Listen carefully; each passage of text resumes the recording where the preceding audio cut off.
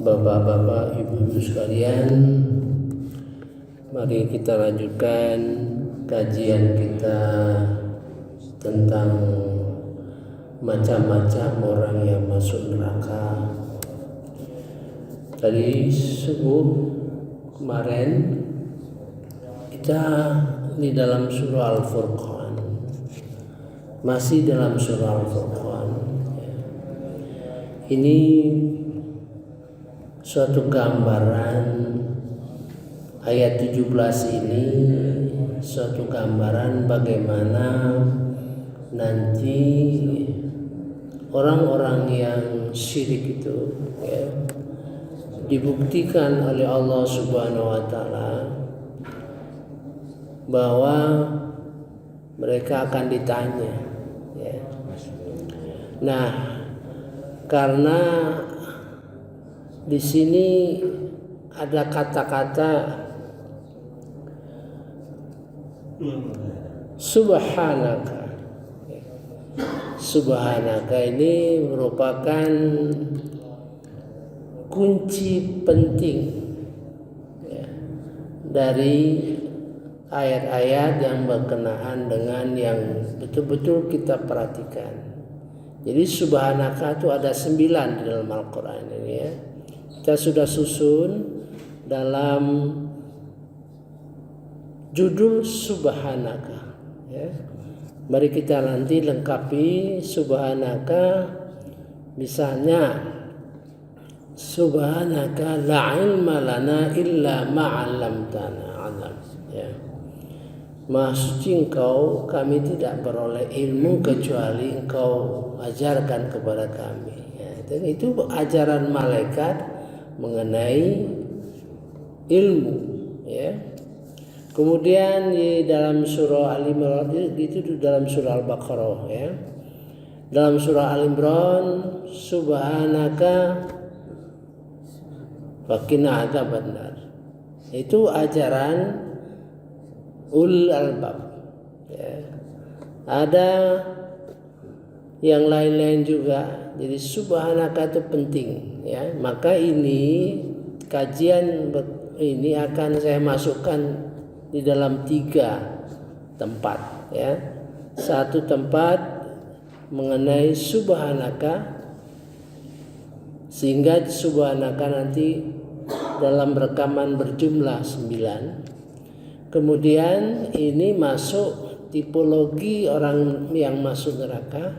Kemudian saya akan bikin lagi, karena topik mengenai kesyirikan itu tentu berkembang. Bagaimana kesyirikan itu dibentangkan di dalam Al-Quran. Nah, satu yang menjadi inspirasi yaitu bagaimana syirik itu akan dibentangkan ya, di dalam kajian-kajian kita. Mari kita mulai ayat 17. Dan ingatlah pada hari ketika Allah mengumpulkan mereka bersama apa yang mereka sembah selain Allah itu ya. Jadi Allah itu mengumpulkan orang yang menyembah selain Allah dan mengumpulkan yang disembah ya. Misalnya saya menyembah matahari, maka matahari dikumpulkan bersama orang yang menyembah matahari itu ya. Ini puncak kesyirikan yang diperlihatkan oleh Allah bahwa itu penting ya. Lalu dia berfirman kepada yang disembah ya, apakah kamu yang menyesatkan hamba-hambaku, atau mereka sendiri yang sesat dari jalan yang benar? Itu pertanyaan Allah SWT. Kamu yang menyesatkan atau mereka sesat sendiri? Apa jawabannya ya? Mereka yang disembah itu menjawab, Maha suci Engkau, subhanaka. Itu yang penting itu ya. Suatu kunci bagian kata yang membuka isi yang penting di dalam Al-Quran ya. tidakkah pantas bagi kami mengambil pelindung selain Engkau? Ya. Tetapi Engkau telah memberi mereka dan nenek moyang mereka menikmati hidup, sehingga mereka melupakan peringatan dan mereka kaum yang binasa. Dan maka sungguh mereka yang disembah itu telah mengingkari apa yang kamu katakan, maka kamu tidak dapat menolak azab dan tidak pula menolong dirimu, dan barang siapa di antara kamu berbuat zalim, niscaya kami timpakan kepadanya rasa azab yang benar. Nah, ini suatu pelajaran bagi kita ini, ya. Kalau seandainya kita mengagung-agungkan cincin, mengagungkan dukun sehingga menjadi bagian yang disembah selain Allah itu. Ya, nanti kita lihat lagi ayat-ayat yang berkenaan memberikan wawasan pada kita. Nanti cincin itu dikumpulkan bersama kita, gitu ya. A'udzubillahi minasyaitonirrajim. Bismillahirrahmanirrahim. Dan ingat pada hari Allah mengumpulkan mereka. Wa yauma yahsyuruhum wa ma ya'buduna min dunillah, dan apa yang mereka sembah selain Allah. Mereka berkata, fayaqulu, lalu Allah berkata, ya, a antum adlaltum,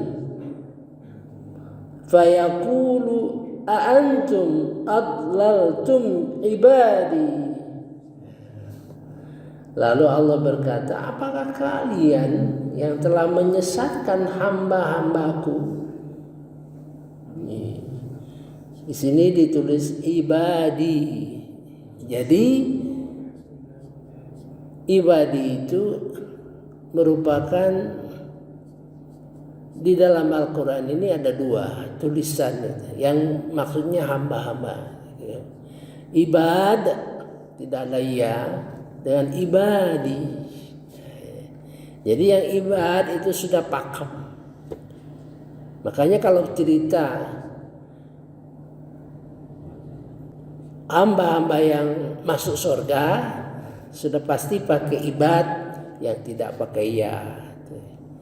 Sebab ibadi ini yang pakai ya ini orang yang di dalam proses, hamba-hamba yang di dalam proses, ya. Haula amhum dhallus sabil. Mereka itu atau mereka telah tersesat jalan dengan sendirinya.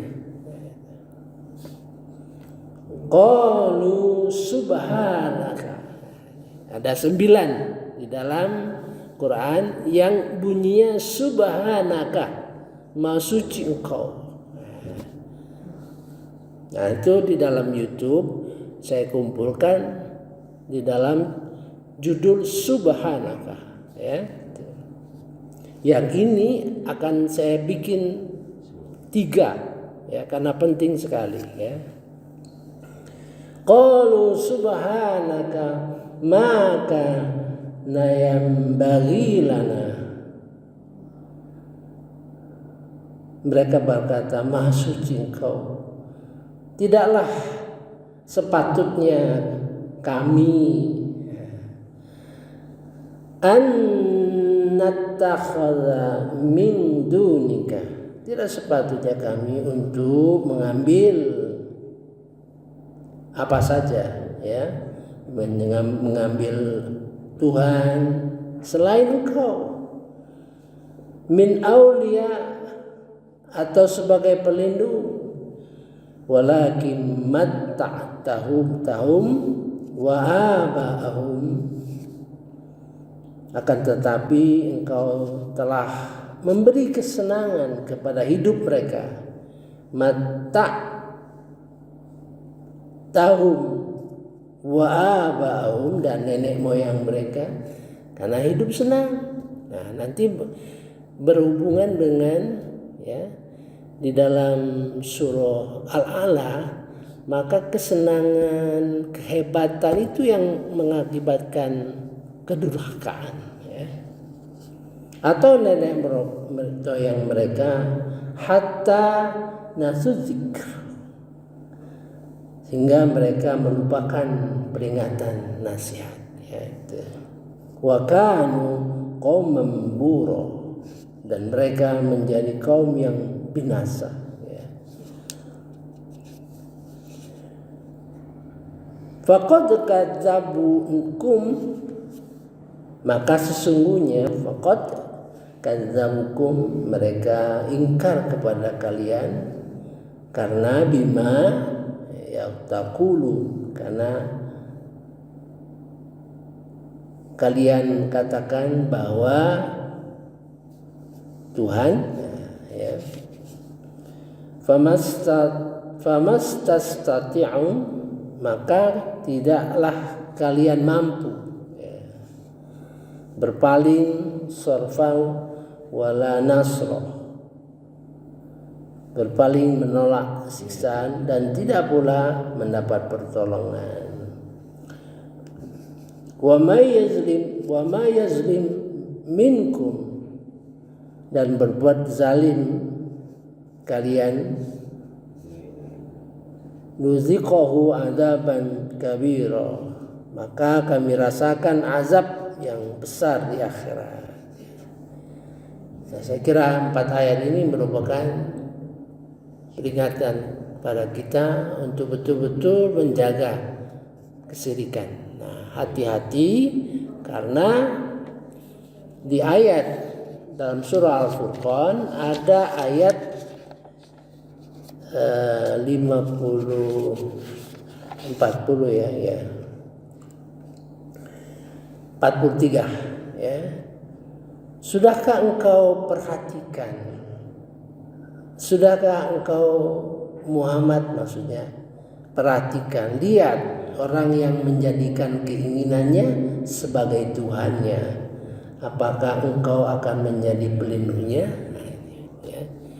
Jadi ditanya Rasulullah SAW itu yang berkembang. Jadi ini kunci ayat, ya, menunjukkan bahwa kesyirikan itu akan berkembang. Ya. Kalau orang dulu syirik nyata, nyembah patung, ya, nyembah pohon, nyembah matahari. Kalau zaman sekarang, ya, banyak kesyirikan karena mengikuti hawa nafsu. Hawa nafsu artinya kecenderungan syahwat tanpa kendali akal, ya. Jadi akalnya hilang, ya. Ini maka kita lanjutkan. Ara'aita man ittakhadha ilahahu hawa. Hawa itu tadi mengikuti hawa nafsu, berarti mengikuti kecenderungan hawa nafsu tadi tanpa kendali akal, ya. Akal nggak jalan. Jadi dalam memahami Al-Quran ini ada 2 instrumen yang penting bagi kita, yaitu hati dan akal.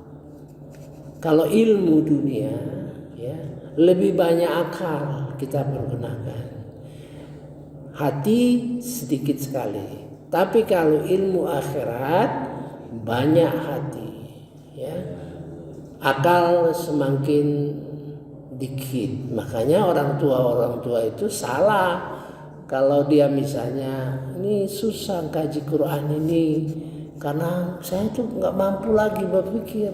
Salah itu, karena mempelajari Al-Quran itu dengan hati. Harus Quran sendiri yang menceritakan itu dengan hati, ya. Jadi hati kita itu walaupun sudah tua, ya, semakin tua hati kita semakin bersinar, ya, gitu. Saya kira kita cukupkan saja sebagai pembuka ya, bahwa kita harus meyakini bahwa nanti diadili oleh Allah Subhanahu wa taala. Jadi tidak ada sesuatu pun di dalam pengadilan nanti yang meleset ya. Semua diceritakan ya. Diceritakan ini untuk pelajaran bagi kita. Pertama, menghindari kesyirikan dengan cara apapun ya. Artinya wajah kita itu hanya dihadapkan kepada Allah Subhanahu wa taala ya. Jangan dicampur-campur ya. Kemudian di dalam beribadah tapi sering diwujudkan dengan ucapan la ilaha illallah, la ilaha illallah. Itu wujud ya, wujud ya, bacaan itu wujud kita di dalam tauhid ya. Tauhid itu nanti dibagi 3, tauhid uluhiyah, tauhid rububiyah, tauhid asma wa sifat.